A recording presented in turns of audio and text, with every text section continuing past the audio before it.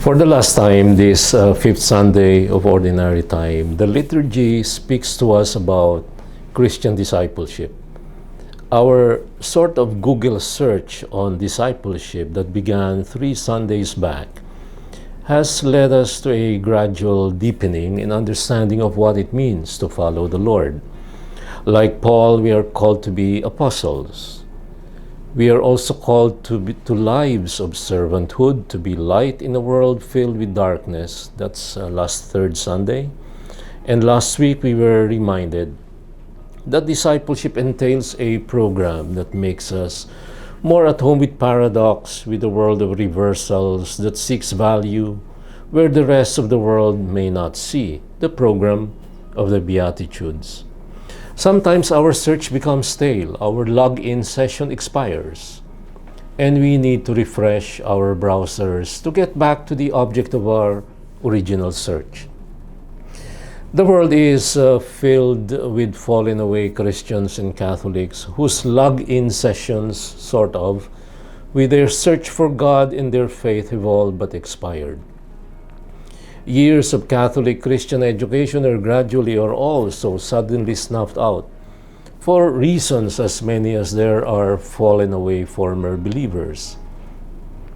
This Sunday, among other things, is a call to push our refresh buttons and start afresh, begin anew in our holy longing for God and His promises. And I speak from the heart today, the heart of one who for almost 4 decades has been engaged in the difficult job of evangelization. I speak with a tinge of discouragement as one who, after teaching religion and theology for so long, knows only too well that not all those I had the privilege of teaching have remained steadfast in their faith. Years of catechism and religious education failed to prepare them for the postmodern challenges of a pluralistic world marked by the predominant cultures of individualism, hedonism, and minimalism.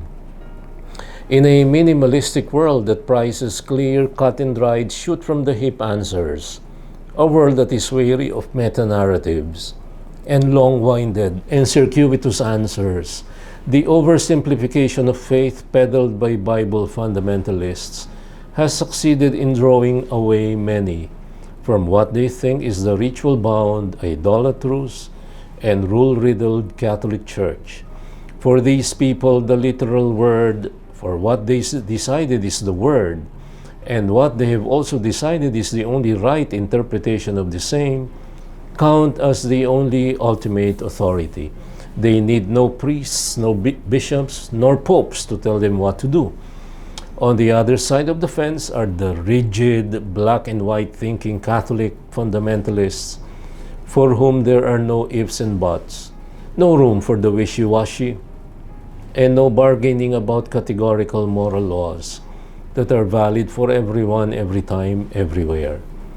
Behaving just as if they were sure of God's will all the time, like as if they had a straight line to God, or a direct line to God. Exactly like the biblical fundamentalists, they see the world as neatly divided between good and evil, and they happen to be on the side of the good all the time.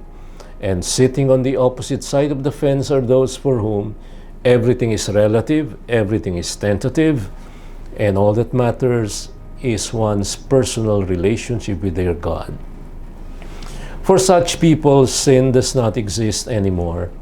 And since there is no more sin, there must be no more hell, and no more talk of divine justice. Still others make up the ranks of the religious fanatics who tirelessly preach not the gospel but doomsday scenarios of floods, earthquakes, 3 days of darkness, and visions of thousands of priests, bishops, and ordinary people going to hell in droves because of the undefined errors they are teaching and propagating. Errors that range from the mundane, like the style of chalice used at Mass, or allowing certain types of dresses and styles of clothing for Mass goers, to the ritualistic, like allowing people to receive communion by the hand. El sabor de la fe perdido. Faith turned insipid, tasteless, and belief that has lost its cutting edge. This is what today's liturgy is reminding us against. The postmodern times we live in is wrapped up in overlapping contradictions. Living as we do in a world that values new but old-looking, stone-washed or pre-faded apparel, more valuable not for what they essentially are, but for the labels on the outside, like Gucci, Tom Hilfiger, Ralph Lauren, etc., we witness the phenomenon of what Lakeland calls the collapse of time, the reconfiguration of space, and the redefinition of order. Just look at the contemporary designs of malls. The pattern is to have no predictable pattern, no linear angular molds, no order as the pre-modern man knew it. What is indefinite and unfamiliar confuses a whole lot of people, both the ultra-conservatives and the ultra-progressives. The fundamentalists, whether born again or Catholic, are those who both cannot handle the unpredictability of it all.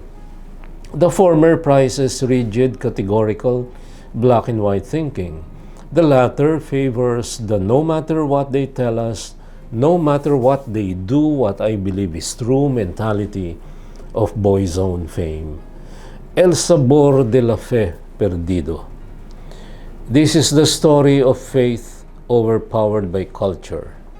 Faith unable to adapt or uncritically adapting to culture. Faith either fossilized in old categories or crystallized in new, untested, uncritically accepted, eclectic forms, as is clear in the fast-growing phenomenon called New Age spirituality.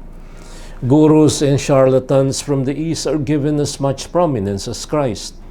Christian teachings are reframed in Hindu-inspired pantheistic categories. The grace of salvation is replaced by purely human efforts at seeking divinity, and cryptic numbers and ointments from the East are given as much importance and value as the Christian sacraments, and heaven is equated with nirvana, and grace with karma. Since the fifth dimension singers popularized their song, the dawning of the age of Aquarius has happened to many gullible, uncritical people from California to Kathmandu, from Manila to Mexico, from sea to shining sea. No se trata solamente del sabor de la fe perdida, sino y más peor, la luz de la fe escondida. I started out by confessing a tone of discouragement. All over social media, I feel sad that people use the Word of God to prove others wrong. I am for Paul, I am for Cephas, I am for Apollos.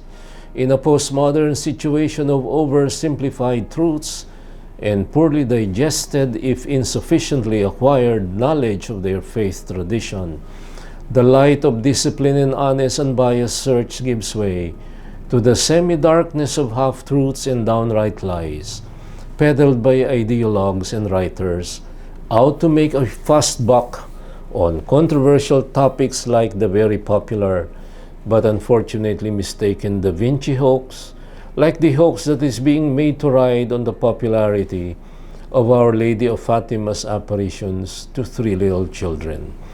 I would like to assure you though that I usually do not remain discouraged for long. A deeper and second thought to whatever it is I perceive lead me right back to hope. As a phenomenologist, a closer look at the noumena, what externally appears to the uncritical eye, leads me right back to the deeper, albeit not obvious reality, that a fine wind is blowing the new direction of time. If only I let it bear me, if only I let it carry me. Oh, for the wonder that bubbles into my soul. I would blur no thought, spoil no whisper. This, dear listeners, is what I would like you today to dwell on. El sabor será perdido, y la luz escondida. Salt may have lost its taste, and light may have flickered for a while for some of us, as it does in my case on difficult times, but the word of the Lord remains forever. The grass withers, the flower dies, but the word of the Lord remains forever. And this, my dear friends, is your kalakbay at katoto saying thank you and God bless you.